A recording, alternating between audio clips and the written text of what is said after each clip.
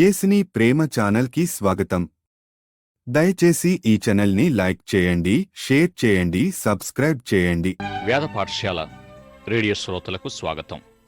బైబిల్లోని ప్రతి గ్రంథాన్ని గూర్చి తెలియజేసే వేద పాఠశాలకు ప్రత్యేక ఆహ్వానం.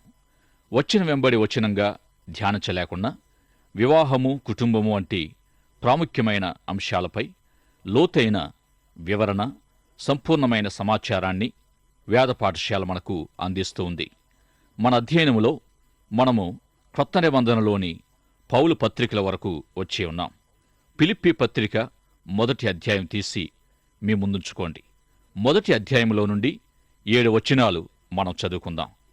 ఫిలిప్పీలో ఉన్న క్రీస్తు యేసునందలి సకల పరిశుద్ధులకును, అధ్యక్షులకును, పరిచారకులకును, క్రీస్తు యేసు దాసులైన పౌలును, తిమోతియును శుభమని చెప్పి వ్రాయినది. మన తండ్రియగు దేవుని నుండియు ప్రభువగు యేసు క్రీస్తు నుండియు మీకు కృపయు సమాధానమును కలుగునుగాక. మొదటి దినము నుండి ఇదివరకు సువార్త విషయములో మీరు నాతో పాలువారైయుండుట చూచి మీలో ఈ సత్క్రియనారంభించినవాడు యేసుక్రీస్తు దినం వరకు దానిని కొనసాగించునని రూఢిగా నమ్ముచున్నాను. గనుక మీ అందరి నిమిత్తము నేను చేయు ప్రతి ప్రార్థనలో ఎల్లప్పుడూ సంతోషముతో ప్రార్థన చేయుచు నేను మిమ్మును జ్ఞాపకము చేసుకున్నప్పుడెల్లను నా దేవునికి కృతజ్ఞతాస్తుతులు చెల్లించుచున్నాను. నా బంధకముల యందును నేను స్వార్థ పక్షమున వాదించుటయందును దానిని స్థిరపరచుటయందును మీరందరూ ఈ కృపలో నాతో కూడా పాలువారై ఉన్నారు గనుక నేను మిమ్మును నా హృదయములో ఉంచుకొని ఉన్నాను. ఇందుచేత మిమ్మునందరిని గూర్చి ఇలాగు భావించుట నాకు ధర్మమే. ప్రియ సోదరి సోదరులారా, ఫిలిప్పీ సంఘము ఏ విధంగా స్థాపించబడిందో మీకు జ్ఞాపముంటుంది. అపోస్తుల కార్యములు 16వ అధ్యాయములో మాసిదోనీయుడొకడు నిలువబడి తమకు సహాయము చేయమని అర్థిస్తున్నట్టి దర్శనాన్ని పౌలు చూడ్డం, ఈ దర్శనము ద్వారా పౌలు తన ప్రయాణ దిశను మార్చుకొని ఐరోపాలోని ఫిలిప్పీ ప్రాంతానికి వెళ్లడం జరిగింది. ఈ విధంగా వ్యాప్తి చెందిన సువార్త పౌలు యొక్క దర్శనము గుండా లోకమంతటినీ ప్రభావితం చేసింది. దైవిక నడిపింపు, పరిశుద్ధాత్మ కార్యాలకు ఫలితంగా ఫిలిప్పీ పట్టణములో సంఘము స్థాపించబడింది. పౌలు తన సహపనివాడైన శీల కలిసి సువార్త పని జరిగిస్తూ ఉండగా వారిరువురు పట్టబడి చెరసాలలో బంధించబడ్డారు. అప్పుడొక అద్భుత సంభవం వారున్న జైలులోనే సంభవించింది. పౌలు శీలలు హింసించబడి తీవ్రంగా కొట్టబడి కూడా ప్రభువును స్తుతిస్తూ కీర్తిస్తూ ఉండగా గొప్ప భూకంపం వచ్చి చెరసాలను, చెరసాల తలుపులను, ఖైదీల సంఖ్యలను కూడా కదిలించి వేసింది. ఆ సంఘటనే ఫిలిప్పీ సంఘ స్థాపనకు ద్వారం తెరచింది. ఫిలిప్పీ సంఘం పౌలుకు ఎంతో ప్రియమైనది. పౌలుకు ఈ సంఘానికి మధ్యనున్న ప్రేమ ఎంతో గొప్పది. ఫిలిప్పీ సంఘం పట్ల పౌలుకు గల ప్రేమ 7వ వచనములో ఈ విధంగా వ్యక్తీకరించబడింది. నా బంధకముల యందును నేను సువార్త పక్షమున వాదించుట యందును దానిని స్థిరపరచుట యందును మీరందరూ ఈ కృపలో పాలువారై ఉన్నారు గనుక నేను మిమ్మును నా హృదయములో ఉంచుకొని ఉన్నాను అని తెలియజేశాడు.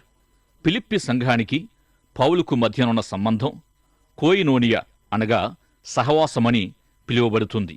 సంఘం ఏమై ఉండాలి అనే దానికి కోయినోనియా అనేది గొప్ప అర్థాన్నిస్తుంది. ఈ అర్థం సువార్త యొక్క సహవాసమని పిలువబడుతుంది. సువార్త యొక్క సహవాసమై ఉన్న సంఘం నశించే లోకములో యేసు ప్రభు యొక్క చిట్ట చివరి గొప్ప ఆజ్ఞను నెరవేర్చే ప్రయోజనాన్ని, ఉద్దేశాన్ని కలిగి ఉంటుంది. అయితే విచారకరమైన విషయం ఏమిటంటే ఈనాడు అనేక సంఘాలు ఇటువంటి గొప్ప ఉద్దేశాన్ని లోకం పట్ల కలిగి ఉండడం లేదు. సంఘం యొక్క లోపలి భాగం వెలుపలికి అనే తన ప్రసంగంలో ఒక భక్తుడు సంఘం తన సంఘ సభ్యుల నిమిత్తం చేయవలసిన సేవ, నిర్వహించవలసిన విధులు, ఆయా ప్రయోజనాలు నెరవేర్చవలసిన సందర్భాల్లో తన లోపలి భాగాన్నే సంఘము ఎదుర్కోవలసి ఉంటుంది. దేవుడు సంఘములో ఒక్కొక్కరికి అనుగ్రహించిన కృపావరాలు అందరి ప్రయోజన నిమిత్తం అనుగ్రహించబడిన విధంగా తనకు అనుగ్రహింపబడిన కృపావరముతో ప్రతి సంఘములో మరొక వ్యక్తికి సేవ చెయ్యాలి. ముందు లోపలి సేవను సంపూర్తి చేస్తూ అప్పుడు సంఘము నశించే లోకం వైపు తిరగాలి. ఈ విధంగా నశించే లోకములో సువార్త వ్యాపించబడాలంటే ముందుగా సంఘము లోపల సంపూర్తి చేయబడాలి, లోపల నింపబడాలి. కొరింథీ పత్రిక అధ్యయనములో కనిపించని సంఘం యొక్క కనిపించే వేలిముద్రల్లో సువార్తీకరణను బొటన వేలిముద్రగా మనం చూచాం. చూపుడు వేలిముద్ర బోధన పరిచర్యగా, మధ్య వేలిముద్ర సహవాసముగాను, ఆరాధనను ఉంగరపు వేలిముద్రగాను, చిటికెన వేలిముద్ర ప్రార్థనయని మనం తెలుసుకున్నాం. ఇక కుడిచేతి వేలిముద్రలో మొదటి వేలిముద్ర ఏకత్వం లేక ఐక్యత, రెండవది భిన్నత్వం, మూడవది సామూహికత్వం, నాలుగవది క్రియాపూర్వకమైన ప్రేమ, ఐదవది సమాధానం లేక సమానత్వం. కుడిచేతి యొక్క ఈ 5 వేలిముద్రల ఉద్దేశమేమిటంటే, మొదటిగా ఏకత్వం అనేది ఎందుకు ఉద్దేశించబడిందంటే, అనేకులైన సంఘ సభ్యుల్లో ప్రాముఖ్యంగా ఉండవలసినది ఏకత్వమయ్యుంది.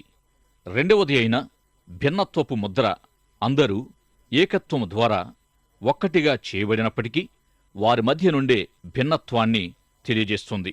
మూడవ ముద్ర సామూహికంగా సంఘము జరిగించే పరిచర్యను చూపిస్తుంది. నాలుగవ వేలిముద్ర సంఘస్థులు ఒకరి మధ్య ఒకరు కలిగి ఉండే ప్రేమను సూచిస్తుంది. ఐదవ వేలిముద్ర సంఘము విలువ సమానత్వాలను చూపిస్తుంది. కుడి ఎడమ చేతి వేలిముద్రల ప్రమాణ ప్రకారంగా ఫిలిప్పీ సంఘము గొప్ప మాదిరిగల సంఘమయ్యుంది. ఎందుచేత ఫిలిప్పీ సంఘము మాదిరి సంఘమయ్యుంది అంటే, ఫిలిప్పీ సంఘము మిషనరీ పరిచర్యను కలిగి ఉంది. ఫిలిప్పీ సంఘము బయటి ప్రపంచాన్ని చేరగలిగేటట్టుగా ముందుగా లోపలి భాగాన్నే చేరుకుంది. సంఘం లోపలనే పరిచర్యను కలిగి ఉంది. ఫిలిప్పీ పత్రిక మొదటి అధ్యాయములోనే యేసుక్రీస్తు యొక్క సువార్తను గురించి పౌలు అనేకసార్లు ఉదహరించాడు. పౌలు ఆయా సంఘాలకు వ్రాసిన ఇతర పత్రికలైన రోమా పత్రిక, కొరింథీ పత్రిక, ఎఫెసీ మరియు గలతీ పత్రికలను మనం ధ్యానించాం. అయితే ఈ పత్రికలన్నిటికీ ఫిలిప్పీ పత్రిక ఎంతో భిన్నమైనది. రోమా పత్రిక వేదాంత సారాన్నిస్తుంది. కొరింథీ పత్రికలు సంఘ కాపరత్వం మరియు సంఘ పరిచర్యలను, ఎఫెసీ పత్రిక సంఘ జ్ఞానాన్ని తెలియజేస్తూ ఉండగా, ఫిలిప్పీ పత్రిక వీటన్నిటికీ భిన్నంగా ఉంటూ ప్రేమ సారాన్ని మనకు అనుగ్రహిస్తుంది. బహురమ్యమైన కృతజ్ఞత ఉత్తరంగా ఈ పత్రిక ఉంది. ఫిలిప్పీ సంఘము పౌలును ఆర్థికంగా ఆదుకున్న సంఘమయ్యుంది. పౌలు మిషనరీ యాత్రలో ఉన్నప్పుడు ఫిలిప్పీ సంఘము పౌలుకు ఎంతగానో సహకరించింది. కొరింథీ, ఎఫెసీ, తెస్సలోనిక మొదలైన సంఘాల్లో పౌలు పరిచర్య చేసినప్పుడు వారు ఆత్మీయంగా పరిణిత చెందని కారణంగా పౌలుకు వారి నుండి ఎలాంటి సహాయము అందకపోగా పౌలు డేరాలు కుట్టి సంపాదించాడు. నిజానికి డేరాలు కొట్టడం అంటే పెద్దగా ఆసక్తేమీ లేదు. కాని ఈ సంఘాల వారికి పరిచర్యకు అవసరమైనంత ఇవ్వగల మనసు గాని, ఇవ్వడములో సరైన దృక్పథం కాని, సరైన ఉద్దేశము కాని లేవు. ఆ కారణంగా పౌలు డేరాలు కొట్టవలసొచ్చింది. ఇక ఫిలిప్పీలైతే పౌలు ఎక్కువ సమయం సేవలో గడపడానికి అవకాశం కల్పించారు. పౌలు చెరలో నుండి వ్రాసిన ఉత్తరాల్లో ఫిలిప్పీ పత్రిక ఒకటి, ఎఫెసీ పత్రిక, ఫిలిప్పీ, కొలస్సీ, ఫిలెమోను పత్రికలను పౌలు చెరలో నుండి వ్రాశాడు. తిమోతికి వ్రాసిన 2వ పత్రిక కూడా చెరసాల నుండి వ్రాసిందే. 2 సార్లు రోమా చెరసాలకు అప్పగించబడిన అనుభవం పౌలుకుంది. మొదటిసారి కొంచెము తేలికపాటి శిక్షనే అనుభవించాడు. తనను చూడవచ్చిన వారిని కలుసుకొనిచ్చేవారు. కాని 2వసారి చెరసాల అనుభవంలో పౌలు గొప్ప హింసను అనుభవించాడు. తిమోతికి వ్రాసిన 2వ పత్రిక ఈ 2వ అనుభవంలోనే వ్రాయబడింది. ఈ 2వ చెరసాల అనుభవంలోనే పౌలుకు మరణశిక్ష విధించబడింది. అప్పుడు చెరలో ఉండేవారి జీవనభృతి ఇతరుల సహాయంపైనే ఆధారపడి ఉండేది. ఆ విధంగా పౌలు ఫిలిప్పీల ద్వారా సహాయం అందుకొని వారికి కృతజ్ఞతలు తెలియజేశాడు. పౌలు నివసించిన జైలు ప్రాంతం మురికి దుర్వాసనలతో ఉన్నందున ఫిలిప్పీలు తనకు పంపిన బహుమతులేవో గాని అవి ప్రీతికరము సువాసన భరితమైనవిగా వర్ణించాడు. ఈ పత్రిక 4 అధ్యాయాల్లోనూ క్రీస్తును పోలిన జీవితాన్ని గురించి బోధించాడు. క్రీస్తులో జీవించటాన్ని గురించి ఎఫెసీ పత్రిక తెలియజేస్తూ ఉండగా, ఫిలిప్పీ పత్రిక క్రీస్తు వలె జీవించడాన్ని గూర్చి గొప్ప మాదిరిని చూపించింది. తన స్వంత ఉదాహరణను తీసుకొని పౌలు క్రీస్తు వంటి జీవితం కొరకైనట్టి కోరిక కలిగి ఉండాలని, క్రీస్తును పోలిన జీవితం కొరకు తానే ఒక ఉదాహరణగా మన ముందు నిలవబడ్డాడు. ఈ విధంగా క్రీస్తును పోలిన జీవితం మొదటి అధ్యాయపు అంశమై ఉంది. 2వ అధ్యాయములో మొదటిగా క్రీస్తునే మాదిరిగా చూపించాడు. తరువాత తననే ఒక మాదిరిగా చూపించుకున్నాడు. క్రీస్తును పోలిన జీవితం కొరకు తనను అనుసరించమని దేవుని కృపను బట్టి మాదిరికరమైన క్రీస్తు శిష్యుడిగా తానున్నానని పౌలు తెలియచేయడంలో వెనుకాడలేదు. ప్రభు కూడా తనను గురించి తెలుసుకోగోరి తనను వెంబడించగోరిన శిష్యులతో వచ్చి చూడమని, తనతో కలిసి జీవించమని తెలియజేశాడు. ఈ విధంగా పౌలు తనను ఒక మాదిరిగా వారికి చూపించుకున్నాడు. తిమోతి ఎపప్రితులను కూడా మాదిరికరమైన క్రీస్తు శిష్యులుగా చూపించాడు. 3వ అధ్యాయములో పౌలు క్రీస్తును పోలిన జీవితం యొక్క ఉద్దేశం మరియు అట్టి జీవిత బహుమానము గురించి తెలియజేశాడు. ఈ 3వ అధ్యాయములో పౌలు తన వ్యక్తిగత అనుభవాన్ని గురించి తెలియజేశాడు. ఈ విధంగా మన ఆత్మీయ జీవితపు అనుభవాలలో వాటి వివరాలు కాదుగాని సదరు ఫలితాలు ప్రాముఖ్యమైనవి. పౌలుకు దేవుడు క్రీస్తు ఫలితమై ఉన్నారు. మరి మీ ఫలితాలు ఏమై ఉన్నాయి? పౌలు తాను పొందిన ఫలితాలను తెలియజేస్తూ తన సాక్ష్యాన్ని తెలియజేశాడు. 3వ అధ్యాయములో పౌలు తనకు ఏమైతే లాభకరమై ఉన్నాయో వాటిని నష్టంగా, ఏమైతే నష్టకరంగా ఉన్నాయో వాటిని లాభంగా ఎంచుకున్నాడు. ఈ ఫిలిప్పీ పత్రిక కృతజ్ఞత ఉత్తరము మరియు ప్రేమ ఉత్తరమై ఉంది. మొదటి అధ్యాయములో పౌలు క్రీస్తు వంటి జీవితం జీవించుట కొరకైనట్టి కోరికను, 2వ అధ్యాయములో క్రీస్తును పోలిన జీవితం కొరకైనట్టి ఉదాహరణలను పౌలు వారికి తెలియజేశాడు. 3వ అధ్యాయములో క్రీస్తుచే దర్శించబడిన అనుభవ ఫలితాలను మరియు తాను లాభం పొందడానికి నష్టంగా ఎంచుకున్నవి, ఒకప్పుడు లాభకరమైనవి ఏ విధంగా నష్టకరంగా ఎంచుకున్నాడో, ఒకప్పుడు నష్టమనుకున్నవి ఎట్లు లాభకరంగా పరిణమించాయో వాటిని తెలియజేశాడు. యేసు ప్రభువుచే తాను దర్శించబడినప్పుడు యేసు ప్రభువును సౌలు, ప్రభువా నేనేమి చేయాలి అని అడిగినప్పుడు తానెందు నిమిత్తము పట్టబడ్డాడో ఆ గొప్ప ఉద్దేశాన్ని మరియు దేవుని చిత్తాన్ని పౌలు తెలుసుకున్నాడు. 3వ అధ్యాయములో దేవుని ఉన్నతమైన పిలుపుకు, క్రీస్తు యేసులో కలిగే బహుమానాన్ని గురించి, మన జీవితాల్లో దేవుని పిలుపును లేక దేవుని చిత్తాన్ని కనుగొనడాని గురించి తెలియజేశాడు. ఇక 4వ అధ్యాయము ఎంతో ప్రయోగాత్మకమైనది మరియు ఆచరణాత్మకమైనది. 4వ అధ్యాయములో పౌలు క్రీస్తులో జీవించడం ఎట్లో తెలియజేశాడు. క్రీస్తుతోటి జీవితము క్రీస్తు శాంతిచే ఆవరించబడి ఉంటుందని 4వ అధ్యాయములో తెలియజేశాడు. క్రీస్తుతోటి జీవితానికి క్రీస్తు శాంతియే పౌలుకు ముఖ్యాంశమయ్యుంది. మనశ్శాంతి, శాంతియుతమైన జీవితమంటే మనుషులు అందరికీ కూడా ఎంతో ఆసక్తి కలిగించే అంశమయ్యుంది. మనశ్శాంతిని గురించి వ్రాయబడిన గ్రంథాలు చకచక అమ్ముడైపోతాయి. అయితే పౌలు క్రీస్తునందలి జీవితం ద్వారానే శాంతి కలుగుతుందని ప్రకటించాడు. వ్యక్తిగత సమాధానానికి 16 షరతులను లేక కారణాలను పౌలు 4వ అధ్యాయములో తెలియజేశాడు. క్రీస్తుతోటి జీవితం మరియు క్రీస్తునందలి జీవితం ద్వారా కలిగే శాంతిని గురించి తెలియచేయబడిన ఈ 4వ అధ్యాయాన్ని చదివి శాంతిని పొందండి. గత ప్రసారములో ఫిలిప్పీ పత్రిక అంతటిపై కొంత సమాచారాన్ని మనం తెలుసుకున్నాం. తిరిగి ఈ పాఠము నుండి అధ్యాయం వెంబడి అధ్యాయాన్ని ధ్యానిద్దాం. మొదటి అధ్యాయము 19, 20, 21 వచనాల్లో పౌలు మరియు నేను ఏ విషయములోనూ సిగ్గుపడక ఎప్పటి వలనే ఇప్పుడును పూర్ణ ధైర్యముతో బోధించుట వలన నా బ్రతుకు మూలముగానైనను సరే, చావు మూలముగానైనను సరే, క్రీస్తు నా శరీరమందు ఘనపరచబడునని నేను మిగుల అపేక్షించుచు నిరీక్షించుచున్న ప్రకారంగా మీ ప్రార్థన వలనను యేసుక్రీస్తు యొక్క ఆత్మ నాకు సమృద్ధిగా కలుగుట వలనను ఆ ప్రకటన నాకు రక్షణార్థముగా పరిణమించునని నేనెరుగుదును. నా మట్టుకైతే బ్రతుకుట క్రీస్తే, చావైతే లాభం. ప్రతి ఒక్కరూ తమ జీవితాలకు వేదాంతాన్ని కలిగి ఉంటారు. కొందరైతే వేదాంతములో తమకు ఆసక్తి లేదంటారు. కాని ప్రతి ఒక్కరూ ఆసక్తిని కలిగే ఉంటారు. కొండమీద ప్రసంగములోని విషయాలను ఏ దృష్టితో చూస్తారు అనే ప్రభు ప్రశ్నకు మీరిచ్చే సమాధానము మీ వేదాంత విధానమై ఉంటుంది. మత్తయి సువార్త 6వ అధ్యాయములో వెలుగుతో గాని అంధకారముతో కాని నింపబడిన దేహాన్ని మనము కలిగి ఉండగలమని తెలుసుకున్నాం.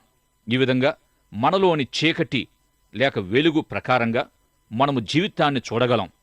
ప్రభు వేసిన ప్రశ్నకు మన మనస్సాక్షిని అనుసరించియే సమాధానం చెప్పగలం. క్రీస్తు శిష్యులు జీవితాల్లో తత్వజ్ఞానాన్ని, హేతువాదాన్ని కలిగి ఉంటారా అంటే కలిగి ఉండొచ్చు కూడా. ఇక క్రీస్తు వంటి జీవితం జీవించాలనే క్రీస్తు శిష్యుని కోరిక అతడు తను తాను ఇట్టి జీవితం కొరకు ఏ విధంగా వ్యయపరుచుకుంటాడో దానిపైనే ఆధారపడి ఉంటుంది. తాను చెరసాలలో ఉన్నప్పుడు పౌలు ఈ పత్రికను ఫిలిప్పీలకు రాశాడు. తానున్న చెరసాల జీవితం ఎటు మలుపు తిరుగుతుందో పౌలుకు తెలియదు. అయితే తరువాత పౌలు విడుదల పొంది స్పెయినుకు వెళ్ళి స్పెయిన్ నుండి తాను తిరిగి ఎక్కడైతే బంధించబడ్డాడో ఆ ఎఫెసుకు వచ్చి ఎఫెసులో కొంత పరిచర్య చేశాడని, చాలా తీవ్రమైన షరతులపై మళ్లీ బంధించబడి శిరచ్ఛేదనం గావించబడే వరకు ఒక చెరసాల్లోనే ఉన్నాడని చరిత్ర తెలియజేస్తుంది. అయితే పౌలుకు తాను విడిపింపబడతాడనే విషయం తెలియదు. తానున్న చెరసాల జీవితపు వాస్తవానికి క్రీస్తులో జీవించాలనే తన కోరిక సంబంధించి ఉండేటట్టు ఎలా తెలియజేశాడంటే, ఏ విధంగానైనా చావు ద్వారా గాని, జీవించడం ద్వారా గాని, చెరసాల ద్వారా గాని, స్వాతంత్ర్యం ద్వారా గాని, ఆరోగ్యము ద్వారా గాని, అనారోగ్యము ద్వారా గాని ప్రభు తన శరీరములో, తన జీవితములో గణపరచబడాలనే ఆశ పౌలు వ్యక్తపరిచాడు. ఈ చెప్పబడినవన్నీ దేవుని అధికారములో నుండి మాత్రమే జరుగుతాయని విశ్వసించాడు. ఈ విధమైన దశలలో నుండి దేవుని అధికారము ద్వారా క్రీస్తు ఒక జీవితములో ఏ విధంగా గణపరచబడతాడు, ఒకవేళ రోగులమైతే ఏ విధంగా మన రోగము గుండా క్రీస్తు ఏ విధంగా గణపరచబడతాడు, ఒకవేళ ఆరోగ్యవంతులమై ఉంటే ఆ స్థితిలో ప్రభు ఎలా మనలో ఘనత పొందగలడు, అలాగే స్వతంత్రులమైన బంధితులమైన ప్రభు ఎలా మనలో మహిమ పొందగలడు అంటే, అది ఏదైనప్పటికీ, ఏ పరిస్థితి అయినప్పటికీ దానిలోనే ప్రభు మహిమపరచబడే విధంగా జీవిస్తానని పౌలు తెలియజేశాడు. నేను వెడలిపోయి క్రీస్తుతో కూడా జీవించడం నాకెంతో ఇష్టం. కాని ఒకవేళ నేను శరీరముతో ఉండడమే నా సేవకు ఫలసాధనమైతే శరీరముతో జీవించడానికి ఇష్టపడతాను అన్నాడు పౌలు. పౌలు వంటి క్రీస్తు సేవకుడు తాను నమ్మిన సిద్ధాంతాన్ని, తన విశ్వాసాన్ని తన ఆత్మీయ జీవితానికి అన్వయించుకొని క్రీస్తులో జీవించాలనే కోరికను నెరవేర్చుకుంటాడు. ఫిలిప్పీ పత్రిక 1వ అధ్యాయములో పౌలు సువార్త యొక్క భవిష్య స్థితిని గురించి తెలియజేశాడు. పౌలు తరచుగా చెరసాల జీవితం జీవిస్తూ వచ్చిన విధంగా అప్పటికీ చెరసాలలోనే ఉన్నాడనే విషయాన్ని తెలుసుకున్న ఫిలిప్పీ సంఘస్థులకు తనకు సంభవించేవన్నీ సువార్త ప్రచురం కావడానికి, సువార్త ప్రసిద్ధి చెందడానికి, వ్యాప్తి చెందడానికే సంభవించాయని తెలియజేశాడు. ఇక పౌలు చెరసాలలో ఉన్నప్పుడు ఫిలిప్పీల్లో కొందరు సువార్త ప్రకటించడానికి బయలుదేరారు. అయితే వీరు గలతీయుల వలె సువార్తకు వక్ర భాష్యం చెప్పలేదు, సువార్తకు అదనంగా ఏమీ చేర్చలేదు. కాని ఫిలిప్పీలు సరి అయిన ఉద్దేశాన్ని, తమ స్వార్థ ప్రకటనలో వారు కలిగి ఉండలేదు. వారి స్వార్థ ప్రకటన యొక్క ఉద్దేశ్యము, వారి పథకము మొదలైనవి పౌలు కలిగి ఉన్న వాటికి భిన్నంగా ఉన్నాయి. అయినప్పటికీ వారెలా ప్రకటించినా గాని, ఏ విధంగానైనా క్రీస్తు ప్రకటింపబడుతున్నాడని సంతోషిస్తున్నాను, ఇక ముందుకు సంతోషిస్తాను అన్నాడు పౌలు. ఎందుకంటే పౌలు ఆ సమయంలో చెరలో ఉన్న కారణంగా సువార్త ప్రకటించలేకపోయాడు. సువార్త సేవ, ఉద్యమం, సంఘ పరిచర్య అనేవి శాస్త్రీయ ప్రయోగశాలల వంటివై ఉన్నాయి. అంటే విన్న పాఠాన్ని క్రియాపూర్వకంగా అభ్యసించి తెలుసుకొనడం, ప్రయోగశాలలో జరిగే విధంగా విని అంగీకరించిన సువార్తను ప్రకటించి ఇతరులకు కూడా తెలియజెప్పడంతో సువార్త ప్రయోజనం నెరవేరుతుంది. బోధించడం లేక వినడం కంటే అభ్యసించడం, అన్వయించుకోవడం అనేవి ఎంతో కష్టతరమైనవి. ఈ విధంగా ఫిలిప్పీ పత్రికలోని క్రీస్తు వలె క్రీస్తులో జీవించడం అనేది అభ్యాసం వంటిది, అన్వయం వంటిది. ఆదివారము బోధ వినడానికి వెళ్ళి బోధ వినడం పూర్తి అయినప్పటి నుండి విన్న దానిని ఆచరించి అభ్యసించడం ప్రాముఖ్యమైంది. గొప్ప గొప్ప సంఘ కాపరులచే సంఘ సేవ నడిపించబడడం మంచిదే గాని, సంఘ విశ్వాసులు పరిశుద్ధులైన వారు సంపూర్ణులుగా చేయబడి సేవ జరిగించబడడం మరెంతో ప్రాముఖ్యమైంది. పౌలు వంటి గొప్ప సంఘ కాపరి జైల్లో ఉన్నప్పుడు సంపూర్ణులుగా చేయబడ్డ విశ్వాసులే సేవ జరిగించేవారై ఉంటారు.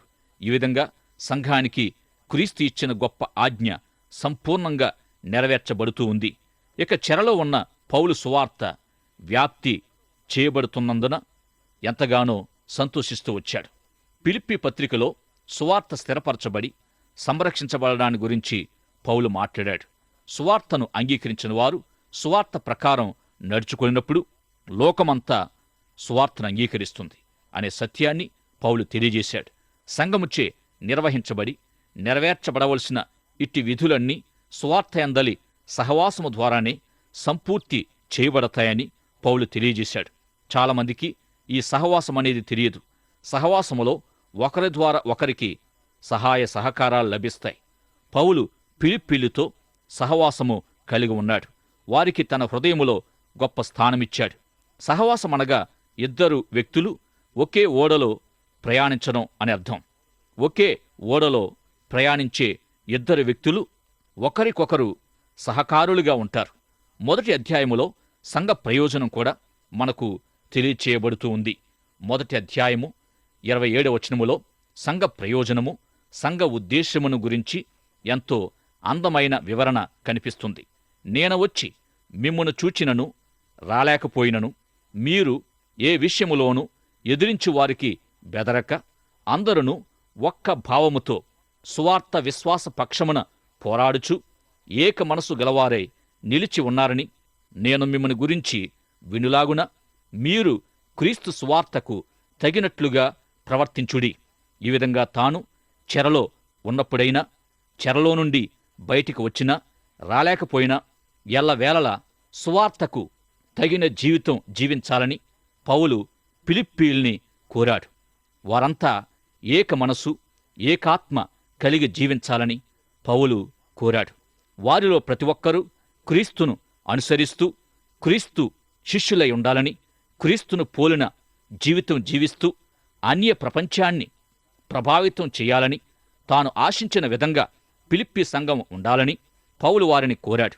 మన సంఘములోని ప్రతి విశ్వాసి ఈ విధమైన మాదిరికరమైన సంఘంగా లోకములో ఉండగలిగి ఉన్నామా? ఒక్కసారి మనలను మనము పరిశీలించుకుందాం. అట్టి మాదిరి కలిగి ప్రభు సాక్షులుగా ముందుకు సాగడానికి పరిశుద్ధాత్ముడు మనకు సహాయము చేయునుగాక. దైవాశీస్సులు. ఆమేన్. దయచేసి ఈ ఛానల్ని లైక్ చేయండి, షేర్ చేయండి, సబ్స్క్రైబ్ చేయండి.